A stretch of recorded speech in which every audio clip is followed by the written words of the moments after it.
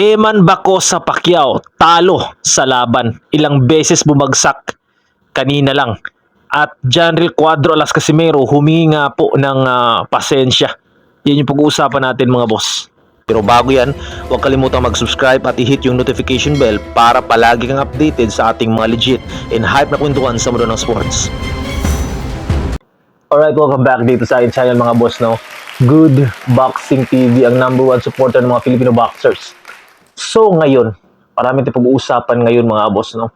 At isa na nga po dyan, bago natin ipagpapatuloy yung usapan kay Janril Cuadro Alas Casimero kung bakit siya humingi ng paumanhin, ay eto munang laban kanina lang, kakatapos lang na laban ni Eman Bacosa Pacquiao against Rodelin Perez.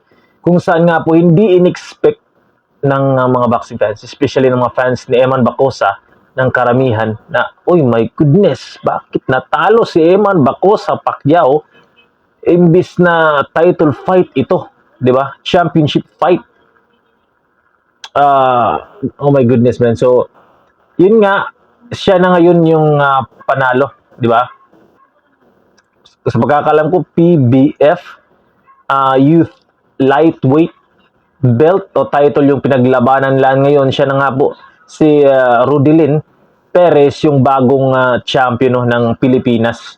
So ngayon, ano bang nangyari sa laban nila? Kung hindi mo napanood, no, ito, kwentuhan tayo mga boss, no, sasabihin ko sa inyo anong nangyari sa laban nila. Actually, late ko nang napanood kasi busy ako, may ginagawa ako. So, nung napanood ko, nalaman ko sa isang kakilala ko din mga boss, no, isang source. Pero alam ko na may laban si Eman Bacosa kahapon pa lang mga boss, alam ko yan. Kasi yun nga, nag-vlog pa nga, may vlog ako, tsaka may pinost ako tsaka speaking of, alam ko, di ba, nalaman natin kanina din na bago yung laban ni Eman Bacosa, sa event, mismo ng event mga boss, napalaban po, napaaway itong si Silver Voice, no? Na former friend ni Janril Cuadro Alas Casimero, dating kaibigan ni Casimero mga boss. At alam niyo ba, yung nakalaban daw niya o nakaaway niya is boxing fan and fan din ni Casimero.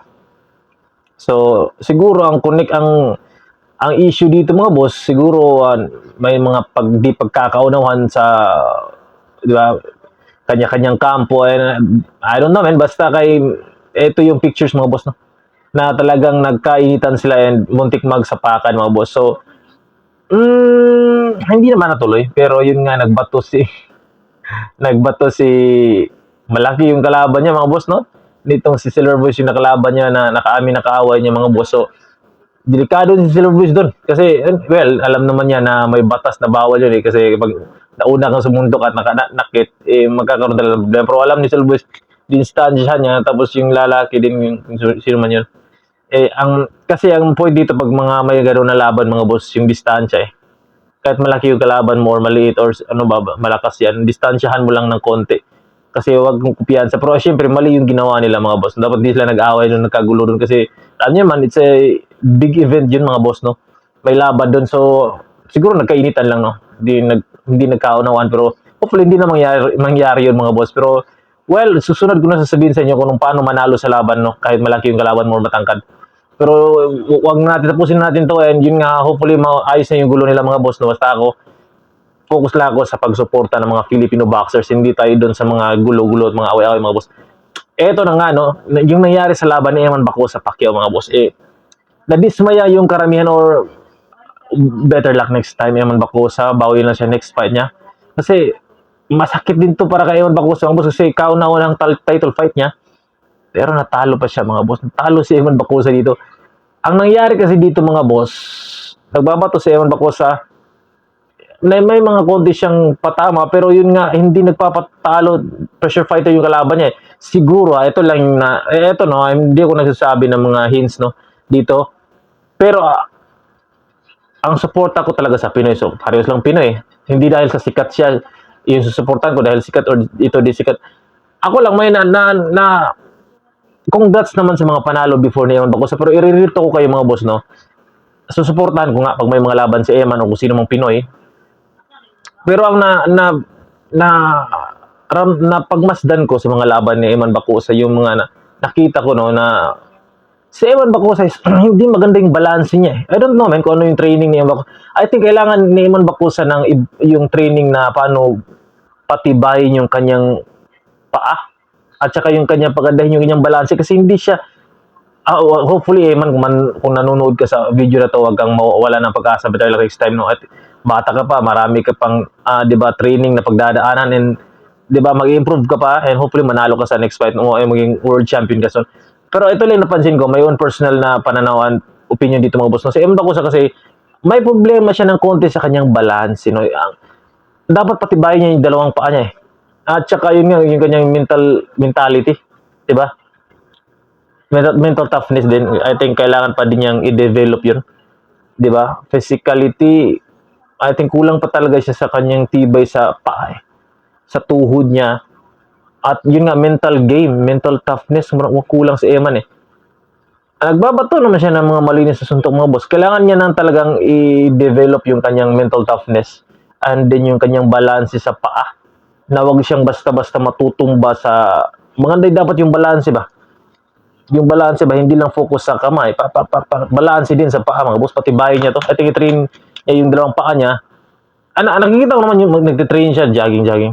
Pero kailangan yung patibayin siguro mga boss kasi every person meron talagang mahina sa ganito, may malakas siya sa ganito. So I think kung saan yung kahinaan mo, dapat din yung i-train mo eh. Yung kung paaman yung kahinaan mo, i-develop mo next fight, di ba? Parang ganun. So hopefully, wag mawala ng pag-asa sa Eman Bakusa, and yun nga, makarecover siya and then makabawi sa next fight niya mga boss no. Pero yun nga, basta ilang beses siya natumba eh. Kasi may mga fights din siya before mga boss, yung mga nakarang laban niya is ilang beses din siyang bumagsak sa mga laban niya. So problema talaga sa kanya yung parang balance ng kanyang paa, 'di ba? Or ano ba, basta balance mga tsaka distansya mga boss no. Diskarte, and then mental toughness, mental game kasi ang boxing kasi mga boss hindi lang yan physical, yes physical game, mental game din yan mga boss, and spiritual game.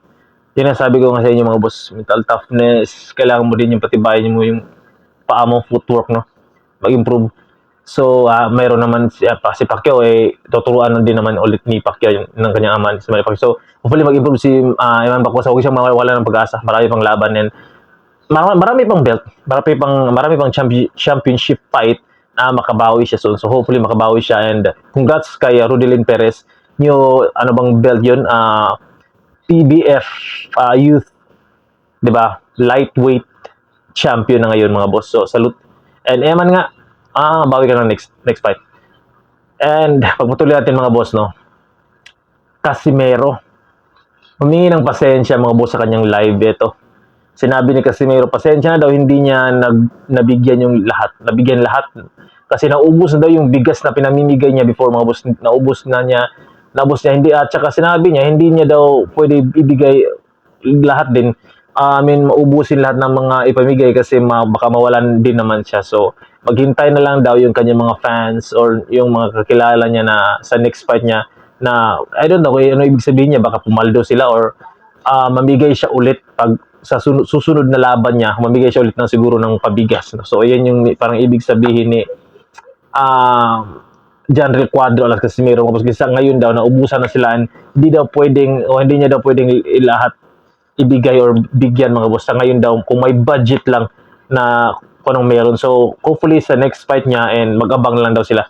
Mabusin, yan yung sinabi ni Janril Cuadras Casimero. So humingi siya ng pasensya no. And yun nga, salute pa rin kay Casimero kasi kahit naubusan man, at least namigay talaga siya. Namigay siya ng pera, pagkain, pabigas sa kanila doon mga boss no. So marami siyang natulungan, at saka syempre sa laban niya marami ding pumaldo, 'di ba? Yung iba pumaldo. So salute kay Janril Cuadras Casimero, and yun nga.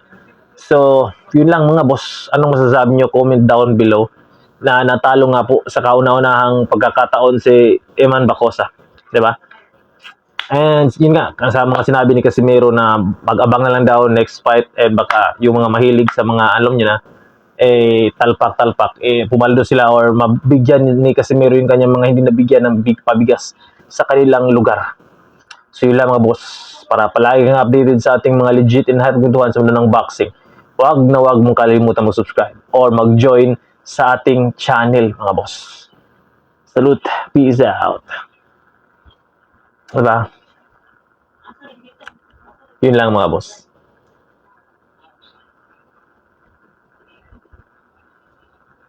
Din pagpigas lang sa lula ko gaw ay John Mark. Bigas. Parang naubos na yung bigas natin. Daming nabigyan natin ng bigas at di kasi natin mabigyan lahat. Kaya yun lang yung nakaya nating maabot sa bigas.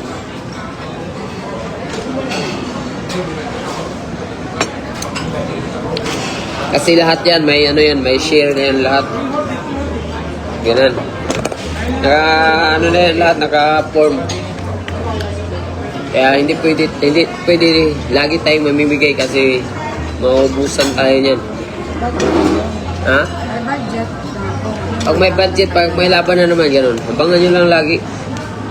Hindi tayo pwede na magbigay-bigay lahat.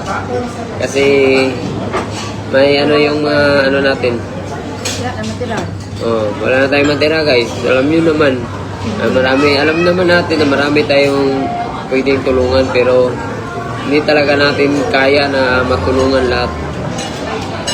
Sana maintindihan nyo guys.